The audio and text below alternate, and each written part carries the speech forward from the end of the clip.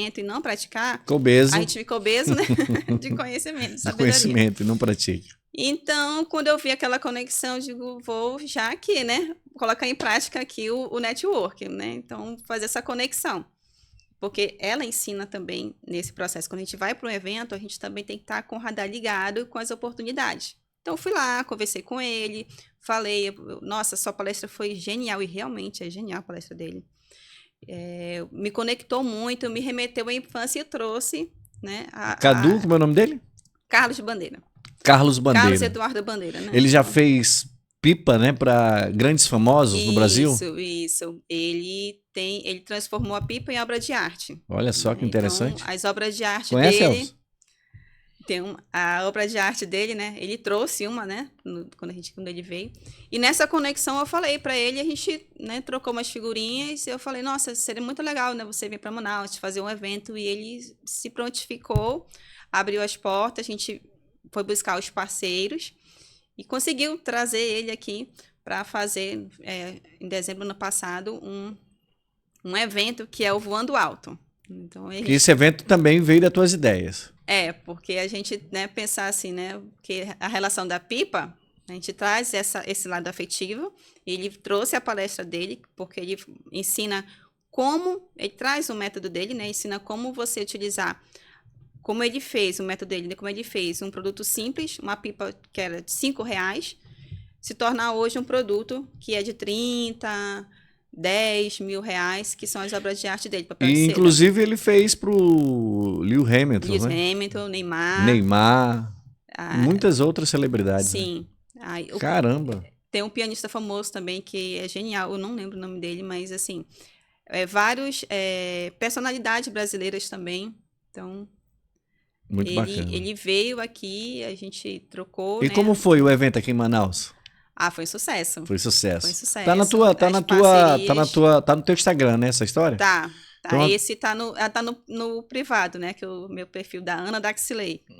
Tá. Que a gente tem o da empresa, da Mais Ergonomia, e esse que é o pessoal, que é a Ana Daxilei. Muito bacana. Então, olha, já sabe, ela foi para uma palestra para ser uma das maiores palestrantes do Brasil, e lá ela fez network, trouxe pessoas famosas para Manaus. Muito dinâmica. Agora a gente vai para a parte das perguntas sobre ergonomia. Sim, vamos. A gente viu aí, a história dela é muito, muito extensa e a gente vai poder contar no novo momento. Mas vamos lá. Primeira pergunta. Doutora Ana, estou com uma colinha aqui. Quais são os principais desafios enfrentados na aplicação dos princípios ergonômicos em ambiente de trabalho atualmente? Fala pra gente aí. Falar em relação aos desafios. Então, vamos lá. Os desafios que a gente vê hoje, então a gente tem, quando a gente fala, né, da ergonomia, a gente fala do ambiente de trabalho. Mas o que é o trabalho hoje? O trabalho está em constante evolução. Se a gente pensar na evolução do trabalho, quando a gente pensa no trabalho ao longo da história, o trabalho ele tem a origem braçal, não é isso? Da gente de executar, de fazer. Uhum. E o trabalho foi evoluindo junto com a sociedade de uma forma que hoje o principal trabalho das pessoas é o quê? É o mental. Né? Verdade. É o mental. Verdade. A evolução do trabalho é deixar de ser um trabalho braçal para um trabalho mental. E se a gente olhar hoje para a nossa sociedade quais são as principais doenças relacionadas ao trabalho, hoje a gente tem um grande apelo em relação à saúde mental. E por que essa relação da saúde mental em relação ao trabalho? Porque a demanda maior do trabalho está justamente nesse aspecto do trabalho mental. A evolução do trabalho está nesse sentido. Mas isso não quer dizer que também as questões físicas do trabalho, né, as demandas corporais, vamos dizer assim, que são as físicas, elas não estão mais sendo... Elas vão existir. Elas sempre vão existir. Vão continuar existindo. Vão continuar existindo. Até porque é uma relação, né, entre a demanda mental, a carga mental de trabalho com as reações do físico. Então, vamos pensar assim, quando a gente vai na empresa fazer uma análise ergonômica ou uma avaliação ergonômica preliminar, nós temos alguns fatores que vamos identificar, que são os físicos, os organizacionais, os mobiliários e equipamentos e os psicossociais. Então, veja que quando a gente vai analisar um trabalho, a gente está observando o quê? O que seriam os aspectos físicos? Aquilo que você falou, um deles é a postura. Só que essa postura também está relacionada ao quê? A mobiliário e equipamento. Minha postura tá boa? Tô tentando Ó, me segurar aqui. não, mas outra coisa. Ó, uma coisa que a gente faz, que eu até alerto as pessoas, né? Ó, gente, tem uma coisa maravilhosa na cadeira que é o encosto. E eu não tô usando. E a gente não usa. Pronto. Aqui. Comecei a usar. Boa E dica. a gente pensar que, então eu vou ficar aqui durante 2 horas no meu trabalho, igual robô. Não vai adiantar, porque se tu ficar na mesma postura por mais de 2 horas, tu já tá colocando o teu corpo em risco. Olha, isso é Porque ergonomia, hein? tem que alternar a postura. O nosso corpo, ele é dinâmico. A gente não foi feito para ficar parado. Então, nós precisamos alternar a postura. Por mais que hoje a demanda da tecnologia do nosso trabalho seja a gente ficar no computador, no celular, a gente tem que pausar ou alternar a postura. É interessante, a gente ouvindo tudo isso, né, Elvis? A gente vê que a ergonomia tá no dia a dia. Tá no dia a dia. Tá no esporte, tá no trabalho, tá no lazer, Sim. tá em casa, tá no ambiente. Eu acho que tá também no seu sofá, na sua cama. Cara, incrível, ó. Sim. Como essa palavra, sofá, você falou uma coisa bem interessante. Sofá. Eu estava vendo um vídeo na internet, né, falando sobre a tecnologia de utilizar em relação ao combate do risco de queda. Né? Ou seja, está gravando o idoso lá, né, e se o idoso cair, aí vai dar um sinal sonoro, vai comunicar a família, a câmera captando isso. Aí eu olhando aquele vídeo, eu digo, mas o risco está no sofá, porque o sofá é baixo. Para um idoso se levantar, gera um esforço muito grande. Olha só. Em relação. E ele não tem mais a musculatura e a estrutura óssea musculoesquelética para poder ele gerar aquela força. Então, o sofá deveria ser preparado para a altura Isso. dele, adaptar a altura Isso. dele. Então, tipo assim, até a escolha do nosso sofá, do nosso mobiliário. Olha só, muito importante, tem hein? essa relação. Parabéns. Eu achei da hora. Olha, eu vou usar a ergonomia na minha casa agora, em cada metro quadrado que tiver. Vamos lá, vamos para a próxima pergunta. Como você avalia o impacto da ergonomia na produtividade, no bem-estar dos trabalhadores, digamos assim, na família? Sim. Como você avalia? Quando a gente... algumas pessoas, elas têm, assim, quando fala de ergonomia, às vezes tem uma resistência, porque acha, então agora eu vou ter que ficar limitado em relação a essas regras. E, na verdade, a aplicação correta não é. Muitas das vezes, o retorno vai ser superior. Ou então, acha que o investimento que vai ser feito em relação a você adquirir o mobiliário adequado vai ser um gasto. Não. E quando você colocar na ponta do lápis, você vai ver que você está sendo produtivo, você vai aumentar sua produtividade, consequentemente vai aumentar sua margem de lucro. Então, ou você vai aumentar o seu faturamento. Vai diminuir os remédios para dores musculares. Olha que interessante, estou aprendendo, hein? E quando vai em relação à empresa, quer que as pessoas sejam mais produtivas. Exatamente. Então, muitas vezes, até esse entendimento sobre produtividade, toda vez a gente acha que ser produtivo é fazer mais, fazer. E a relação, ou a proporção da produtividade é você fazer aquilo que é necessário, mas ter um resultado acima da média. Então, não é você fazer, mas é você fazer algo de uma forma que o teu resultado seja exponencial, vamos dizer assim. Em algumas empresas, eu observo, tipo empresas, startups, essas novas empresas, eles têm uma produtividade, eles ficam muito tempo em tela, mas ao mesmo tempo eles também têm lazer, né? Sim. Eu vi que algumas empresas, né, como Google, Facebook, coloca lá jogos, coloca ali videogames para eles até relaxar também. Isso faz parte da ergonomia? Essas salas, elas são salas de descompressão. Descompressão. E também de interação social. Né? Mas, assim, no ambiente de trabalho, não é só fazer uma sala dessa. Porque entendi. senão ela acaba se tornando algo que não é tão utilizado pelos colaboradores. Entendi. Então, existe uma outra relação também que dentro da ergonomia que é importante, que é a capacitação, que é o treinamento, porque os colaboradores, aí não vou falar da sala agora, vou falar de a importância da capacitação. Porque às vezes já aconteceu de eu ir no atendimento, né, fazer uma análise, aí o responsável pelo TI falar que, nossa, eu precisava de um apoio para colocar o antebraço. Aí eu olhei para a cadeira dele, e o apoio da tua cadeira, que ele é regulável. Nossa, eu não sabia que fazia essa regulagem. Olha só. Né? Então, ou seja, ali é uma questão de capacitação. As pessoas precisam, né, ser instruídas para saber utilizar e fazer essa regulagem. Porque elas estão sentindo a dor, estão achando que é do trabalho, mas o próprio trabalho já está dando, vamos dizer assim, as condições para ele trabalhar bem. Só que por uma questão dele não saber, as pessoas até têm medo de mexer na cadeira, né? As pessoas também têm uma resistência. Ai, não quero mexer, que eu não quero quebrar. Né? E hoje as cadeiras, elas têm algumas, né? Elas têm regulagem do apoio do braço. Então, se ele ajustasse um pouquinho, né, na altura dele, pronto, ele teria o apoio e não ficaria mais com as dores que ele estava sentindo. Eu diria que a doutora Ana, que é mestra em ergonomia, ela tem um olho clínico, né? Porque chegou lá, olhou, o rapaz disse, poxa, não tá baixa aqui essa mesa? Ela olhou lá, ó, tua cadeira é regulável. Então, precisa ter um olho clínico também para ser mestre em ergonomia? Eu digo assim, que hoje, quem é que pode atuar com ergonomia? Né? Então, quem pode? Fala pra gente. Né? Isso é importante também, né? Então, você tem um nível superior, qualquer graduação, se capacitar, fazer um curso de capacitação, você pode atuar. Olha que interessante. E o então, mais interessante. Você precisa fazer essa capacitação. E o mais interessante que a doutora me falou que está faltando esse profissional no mercado de tonelada.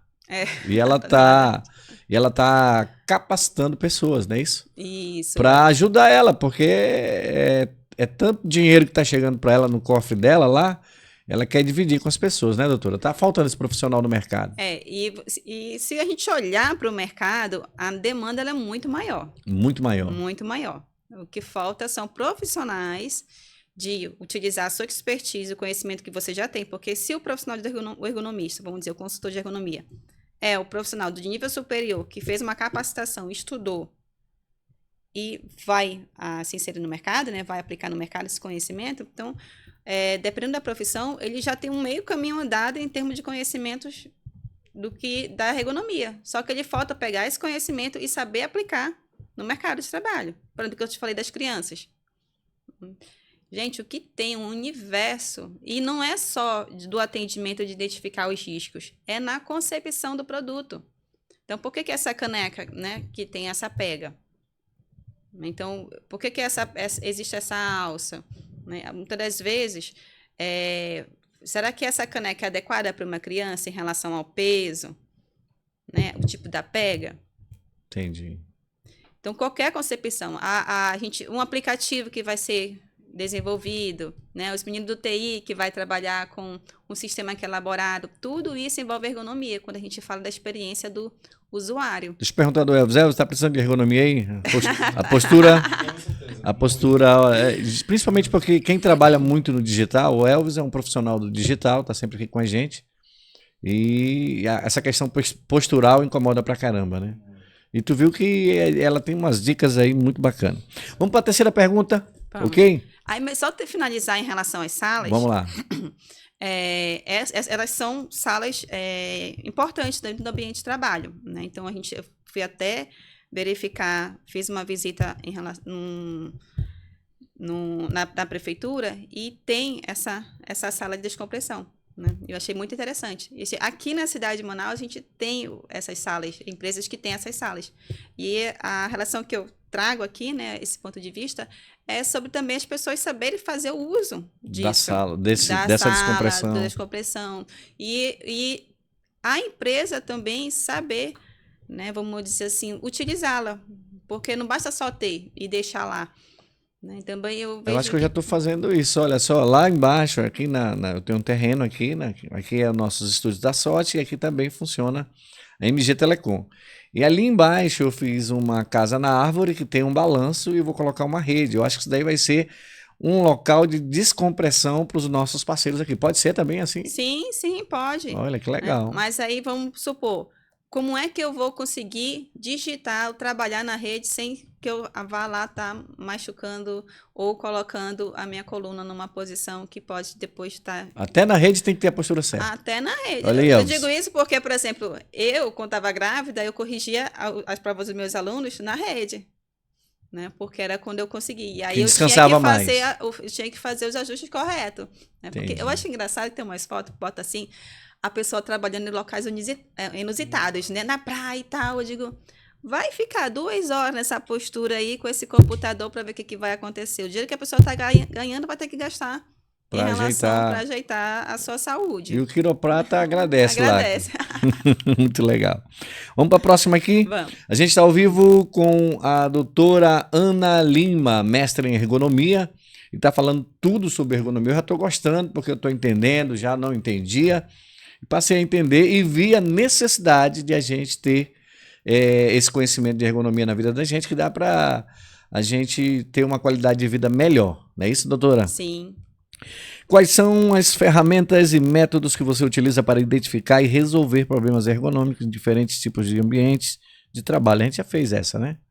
Já fiz Assim, essa. aí só, por exemplo, aproveitar essa pergunta para falar sobre os serviços que a gente tem na ergonomia. Certo, Porque, vamos por lá. exemplo, palestras e treinamentos Vocês têm. são 2 serviços distintos em relação ao que a gente pode oferecer com a ergonomia, né? Então, a palestra, ela traz essa orientação, né, sobre estar no tema, e ergonomia tem vários, vamos dizer assim, subtemas que a gente pode estar relacionando. Então, por exemplo, teve o Janeiro Branco, saúde mental.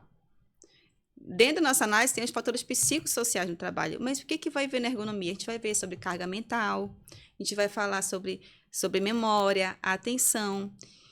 Por que a ergonomia vê isso? Porque é a relação do trabalho. Porque se a demanda está muito alta para o colaborador, às vezes é um problema de capacitação. Entendi. Entendeu? Por quê? Porque ele não compreende, ele mudou o sistema. A pessoa fica tão estressada porque ela não recebeu capacitação para poder usar o sistema. Existe uma curva de aprendizado, né? E a cobrança está vindo ali. Isso é uma questão ergonômica, tá? Que a gente vamos identificar. Então, existem as palestras e os treinamentos. Existem treinamentos que são obrigatórios. Se a gente pegar em R17, a gente tem, por exemplo, check-out, né? É o serviço de caixas, supermercados. É obrigatório fazer os treinamentos. Caramba, isso daí eu acho que mais sofre, né? E tem lá 2 horas no mínimo de treinamento anual a ser feito. Que é obrigatório. É obrigatório. Para todas as empresas, Na supermercados. NR17 está lá, tem um anexo. São 2 profissões, que é telemarketing e checkout. Então, a empresa que não cumprir isso, ela pode ser punida. Isso. Olha só, a importância da ergonomia. Mas não são só esses 2. Então, o treinamento ergonômico, ele vale para todos o ambiente de trabalho, que como a gente acabou de mostrar, né? Então, o colaborador, às vezes, tem a ferramenta, mas não sabe utilizar. Aí que a ergonomia, aí que você as questões entra. em relação ao treinamento, manuseio de carga. Tá? E aí, vamos pegar um outro ponto também. Então, palestra e treinamento são 2 serviços. O outro serviço são as análises e as avaliações ergonômicas. Então, existe a avaliação ergonômica preliminar e a análise ergonômica do trabalho.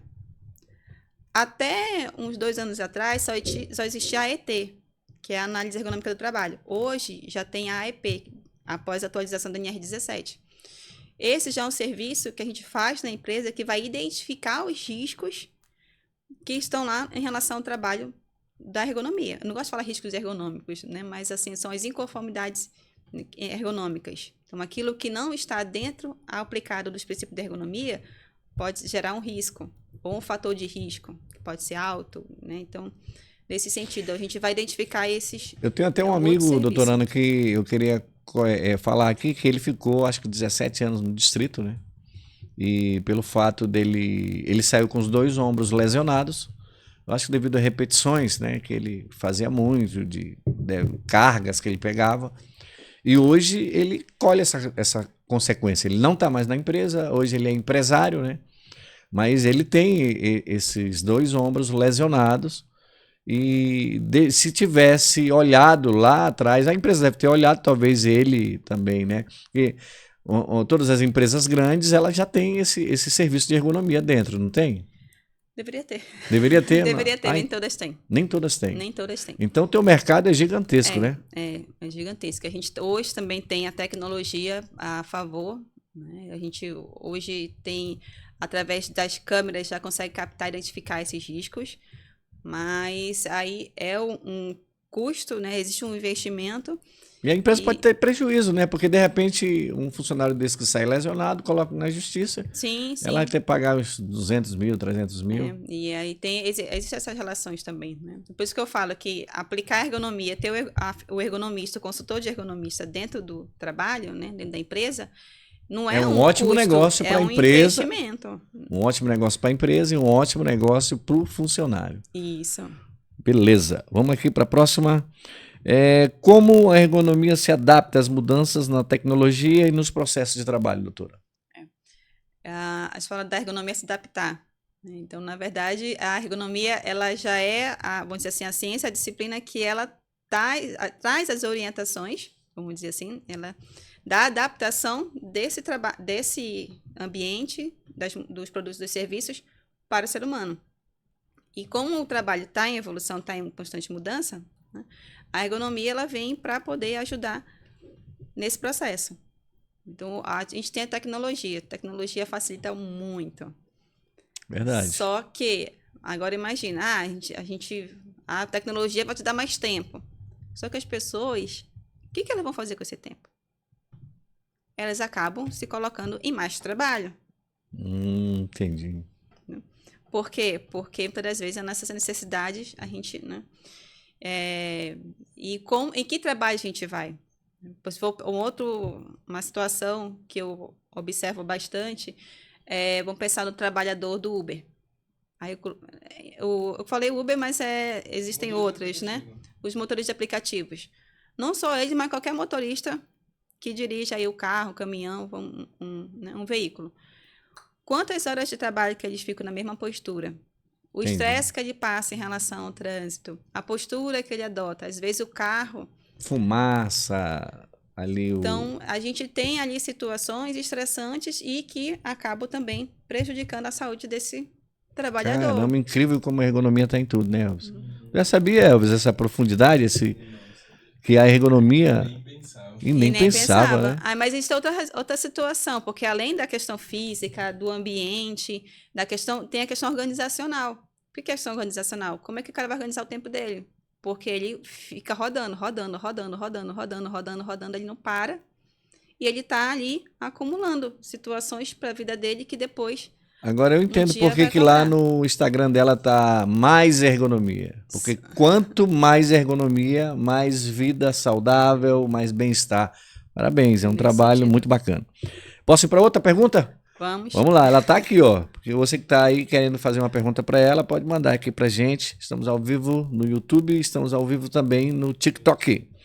Muito legal. A quinta pergunta é: quais são os principais benefícios de investir em projetos de ergonomia dentro de uma empresa? Quais são os principais benefícios? Né? A gente falou um pouquinho agora, Sim, né? a gente falou. Esses benefícios o investimento que você faz. Eu digo que não é um custo, é um investimento. Investimento. Né? Porque você está ali, você vai ter... Hoje, quando a gente fala de sustentabilidade, a gente está falando da sustentabilidade das pessoas também. As empresas falam... Né? Então, as empresas mais atenadas no mercado, que estão vendo as abordagens do ESG, das ODS. ESG é o quê? Fala pra gente. ESG está relacionado à questão da sustentabilidade, da governança, que as empresas estão observando. Aí tem a ergonomia, por exemplo, está no pilar S, né? De saúde. Olha, ergonomia no pilar S, pilar de saúde. Saúde e segurança, né? Então, a gente tem os ODS, que são os Objetivos de Desenvolvimento Sustentável.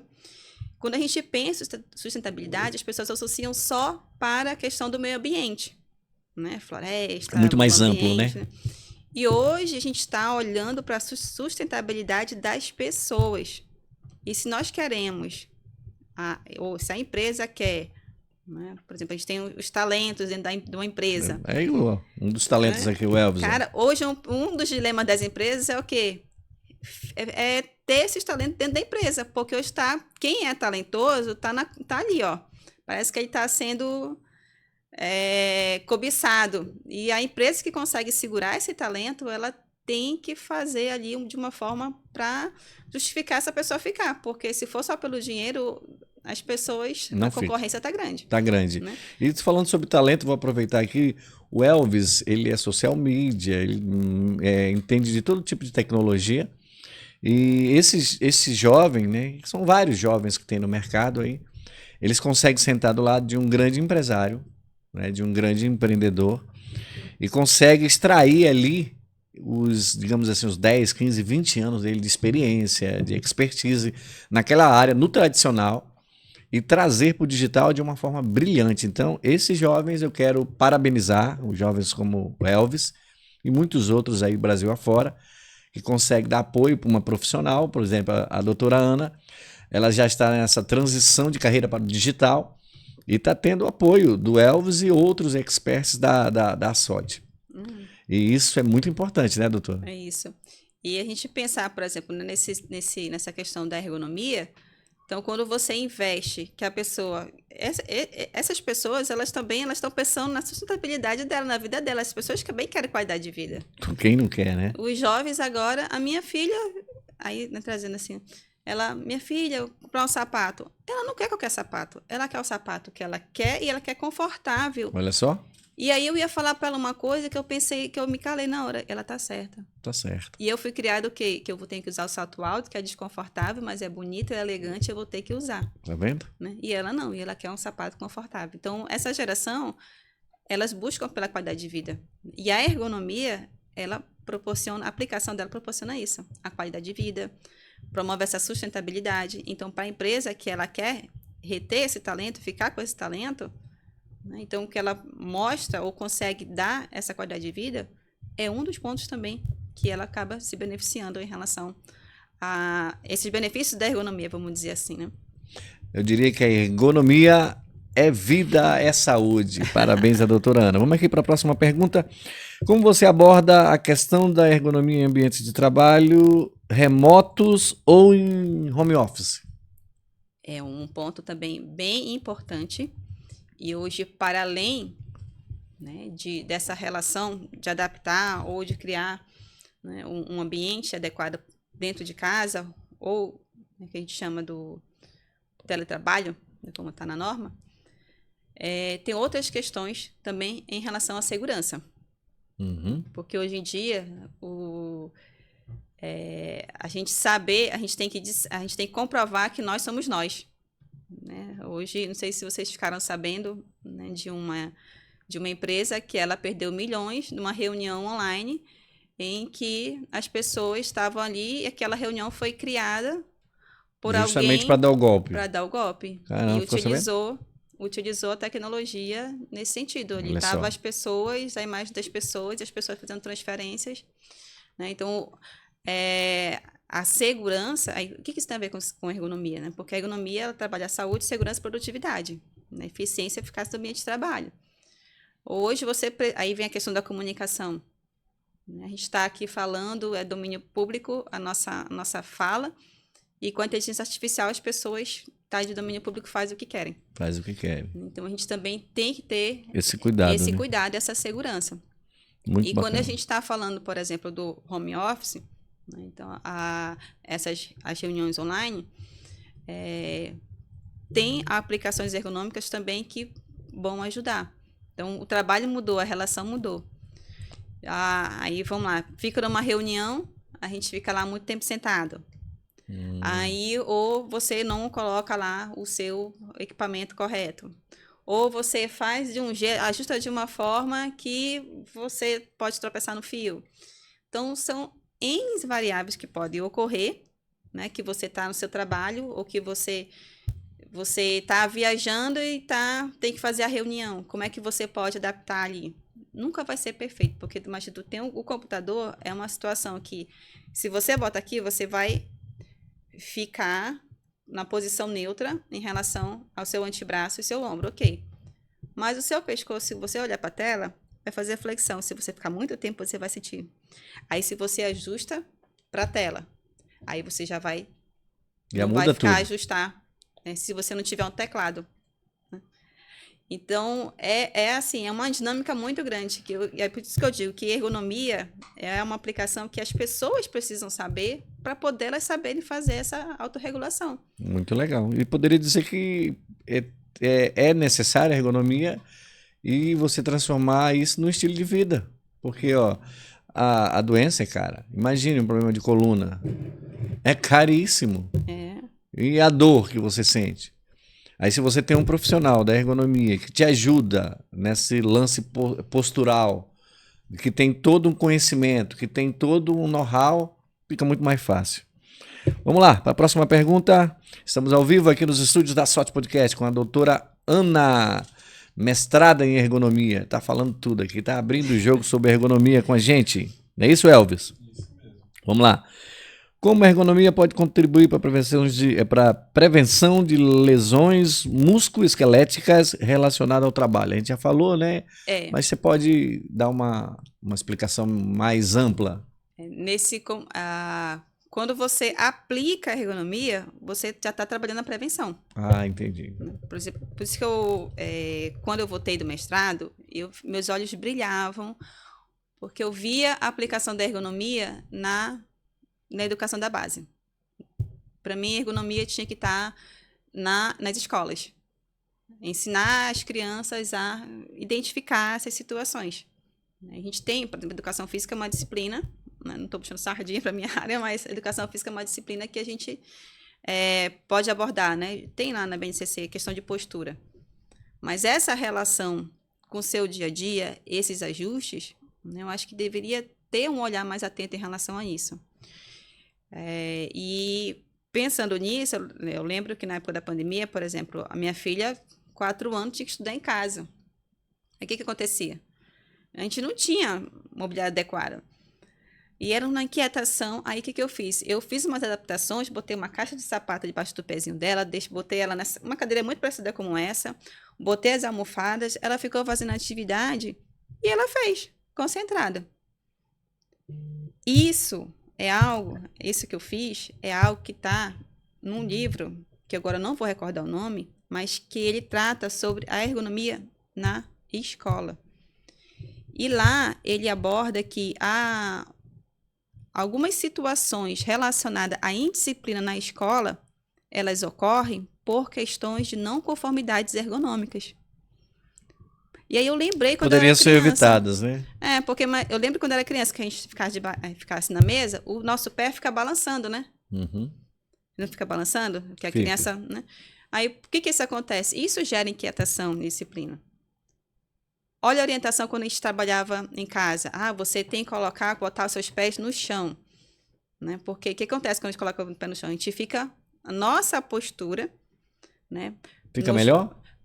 Porque nossos pés existem proprioceptores. Quando a gente está com o encosto do pé no chão, passa a mensagem no nosso cérebro que a gente tem que estar atento, que a gente está acordado. Entendi. Tipo do nosso subconsciente. Né? Aterramento, como se Isso. fosse um aterramento. Mas o aterramento é uma outra questão. Nesse caso, ele passa um comando para ti que tu tem que estar em estado de alerta. Aí, se meu pezinho ficar solto no ar...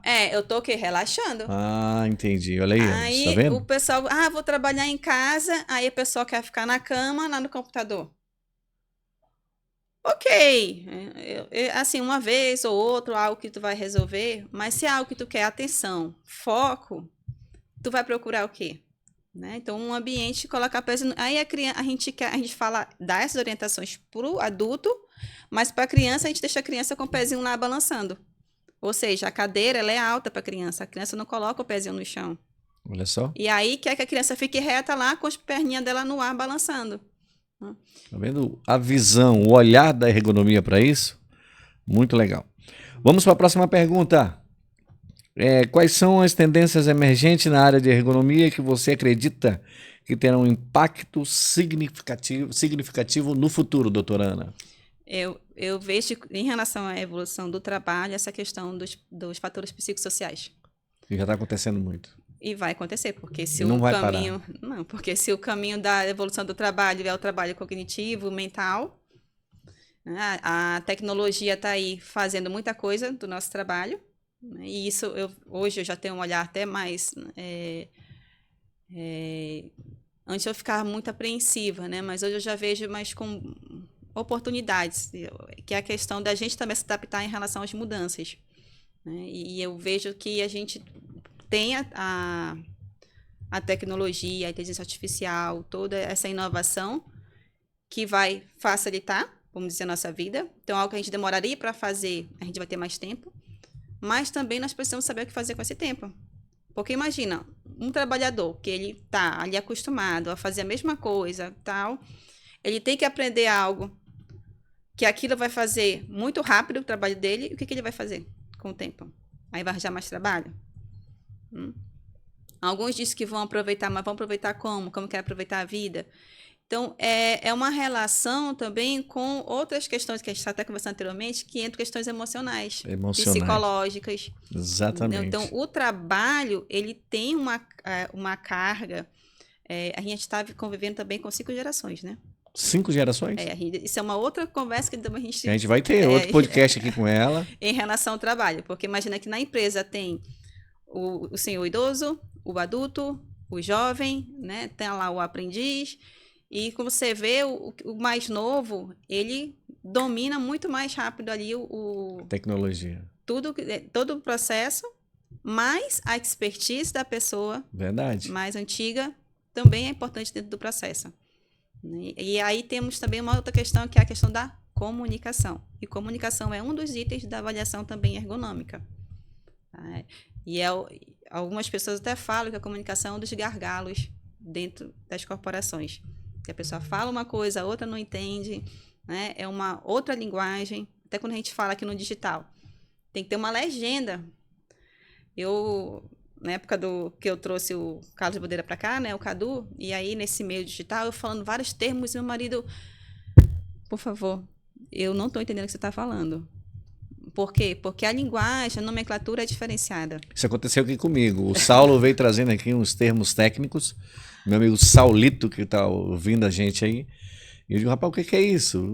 Aí ele foi me explicando, porque é novo pra gente, né? A tecnologia, ela avançou demais e a gente aprendeu de menos.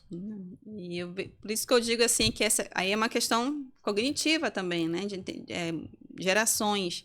Então, os fatores psicossociais, eu acredito que é assim, algo que já é o do momento e vai continuar. E a demanda é grande, né? Sim. A demanda é gigantesca, não tem profissional no planeta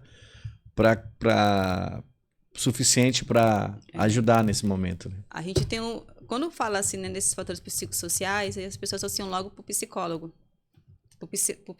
A figura do profissional, né, do psicólogo. O psicólogo está procurando psicólogo. Mas ele também existe uma atuação na área da ergonomia, existe um determinado ponto, mas que depois existe também a figura do psicólogo. Exatamente. Tá? A equipe ela é multidisciplinar. Existe uma equipe multidisciplinar. Multidisciplinar.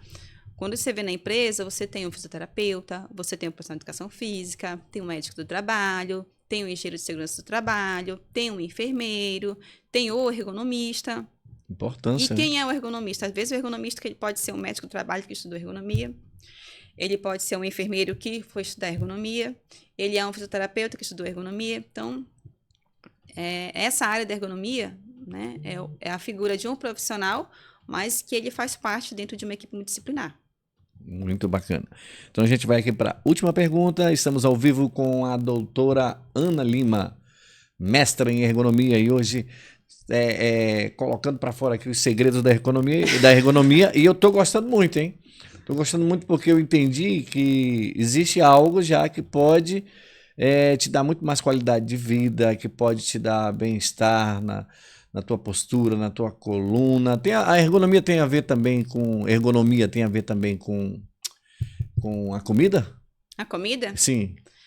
Bom, aí onde é que a ergonomia está envolvida? Aonde? Né? Vamos pensar, quando você vai pedir uma pizza, ou você vai comer a pizza. Aí tu pega aquele chacezinho, né? Aí o Elvis diz assim, não, essa aqui tem meio metro, eu como 1,5 metro. Esse 1,5 metro não vai fazer. Não vai. Tô brincando. Sim, é interessante. Mas em relação, por exemplo, lá quando tu vai vai abrir a embalagem do ketchup, ou da maionese, sim, ou da mostarda, ou do azeite lá. Sim. Né? Quando você consegue tirar aquilo com facilidade, é uma embalagem ergonômica. Porque você... Entendeu?